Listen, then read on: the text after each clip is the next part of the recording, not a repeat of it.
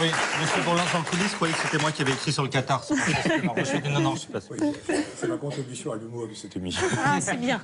Alors cette semaine, Emmanuel Macron, le président sexy qui rend la France moite, est allé en Bretagne avec Le Drian où ils ont mis une combi. On aurait dit Tom Cruise dans Top Gun s'il était venu avec son papy.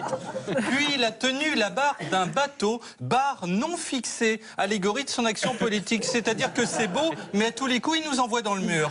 À Saint-Nazaire, il a enfilé un casque à son nom, pour le cas où il se perdrait, afin que ses parents viennent le chercher. Il est si jeune. Il a visité un bateau de croisière avec des mousses. Dommage, s'il avait gardé son casque d'ouvrier, on avait la moitié des Village People. Cette semaine, il a aussi répondu à Trump en anglais, car il est cool et mondial depuis The Élysée. Puis il a tweeté en anglais, avec une photo de beau gosse de lui devant la mer et les palmiers. Il manquait juste Francky Vincent qui chante Alice ça glisse et on était aux Antilles. Ensuite, Macron a reçu Narendra Modi, le chef indien sans plume, qui l'a dévoré des yeux en lui disant « I love you, Mr. Modi ». Ils sont allés se balader dans le jardin de l'Élysée et Macron est tellement sexy que l'eau de la fontaine s'est mise à jaillir. Sous Hollande, elle n'avait pas produit une goutte. En 6 minutes, une de moins qu'un speed dating, Macron a emballé Modi. Ils ont fini main dans la main, comme dans un film de Bollywood gay. Sortir des buissons en tenant un barbu en jupe par la main. Normalement, on fait ça au bois de Boulogne. Modi a fini par enlacer Macron. Il a vu que c'était un gamin et a conscience d'être le sosie du Père Noël, donc il s'est dit ça va lui faire plaisir. Cette semaine, le maire de Nice, Christian Estrosi, a reçu Collomb et Darmanin. Pour lui, ça équivaut à se rendre à Pôle emploi parce qu'il attend que Macron lui propose un job. Alors, il a respecté 1 minute de silence en hommage aux victimes des attentats de Londres avec le prince Albert, seul type au monde à se recueillir en legging moulant avec des pompes en latex. Pour le prochain moment solennel, il viendra en slip. Estrosi a signé son bouquin à un salon du livre, à une dame qui lui disait qu'il était très bien. Estrosi a répondu « Ah bah dans ce cas, je vais le lire ». Puis, il a débattu avec Franz-Olivier Gisbert et Éric Nolot. Notre Nolot, qui pour survivre est obligé de faire des ménages. Samedi, il sera au magasin Shopee de Quimper pour la quinzaine de la galette.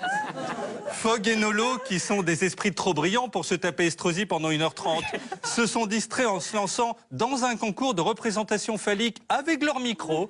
Alors on voit que Gisbert tenait la grande forme, tandis que Nolot s'est littéralement éteint. Cette semaine, la campagne des législatives s'est poursuivie.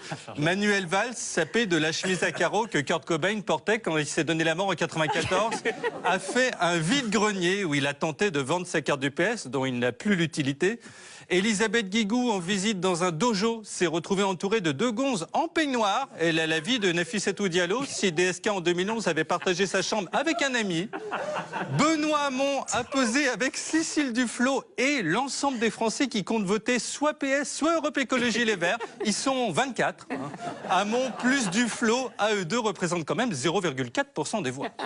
Alors cette semaine, Benjamin Griveaux, proche de Macron et candidat aux législatives, a tweeté en anglais, la langue officielle de la République en marche, The Republic with your feet. Alors il a retrouvé ses fans au métro Colonel Fabien. Il leur avait dit rendez-vous métro Général MacArthur, mais ils avaient traduit d'eux-mêmes. Puis il a demandé à une vieille dame, ça vous dit de vous mettre en marche? Ce à quoi elle a répondu, pauvre con, je suis en fauteuil. Il a dit, oh, I'm sorry. Enfin, la dame a mis ça sur le compte du décalage culturel, bien sûr. Cette semaine, NKM aussi a rencontré une senior en fauteuil qui lui a dit « J'espère que vous venez pas me dire de me mettre en marche comme l'autre lourd ». NKM a répondu « Vous inquiétez pas, moi je suis pas en marche, là je fais du surplace. La semaine prochaine, elle est en moonwalk ». Raffarin, lui, a croisé Juppé qui, depuis son échec à la primaire, ne fait plus rien et ne bouge plus, à tel point qu'il y a des plantes qui lui poussent dans le dos.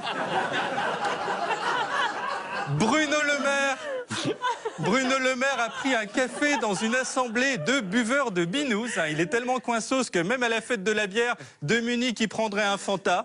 Du coup, il s'est jamais amusé. D'ailleurs, il est toujours vierge. Et Florian Philippot a fait un discours avec un type derrière lui en train de lui filmer les fesses. C'est pour le DVD Le FN Interdit, qui comprendra aussi des images de Louis Alliot avec les tétons qui pointent et de Bruno Gollnisch léchant une glace de boule. Cette semaine, à la finale du Top 14, les joueurs de Fidji se sont agenouillés devant Macron.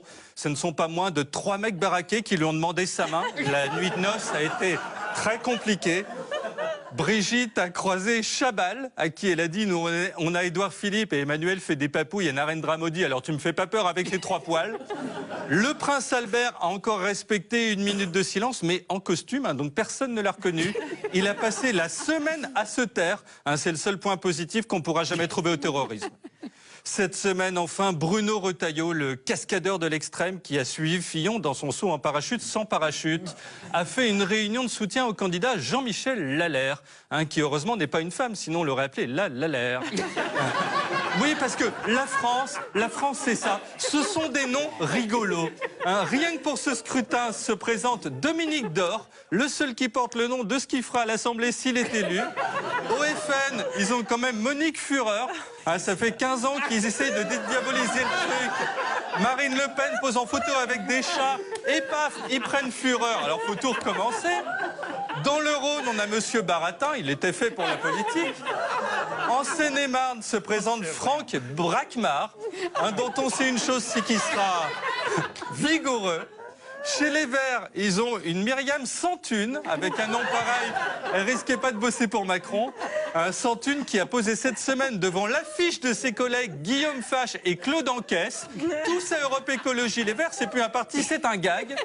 À Fontainebleau, il y a une Valérie Lacroute. Hein, voilà. Donc l'objectif de son principal adversaire, c'est donc de casser la croûte.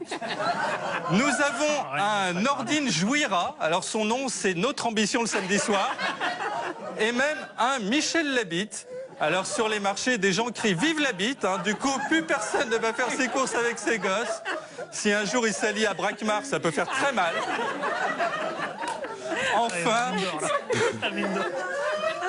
Enfin, dans le Maine-et-Loire, Lutte ouvrière présente Anne Trotro, hein, comme le héros des enfants. Macron aime l'Anne Trotro, enfin lui dit Trotro, The Donkey, bien sûr. Hein.